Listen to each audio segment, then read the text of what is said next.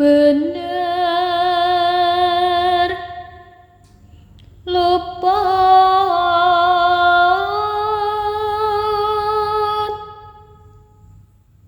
Allah becik lawan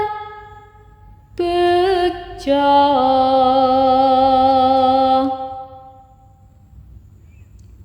cilaka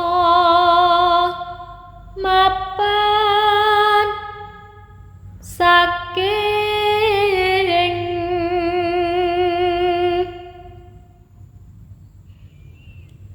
ing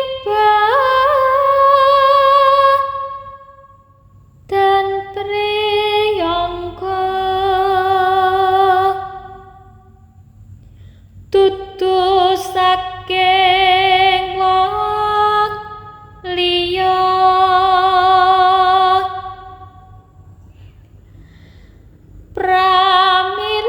pramilutin ngati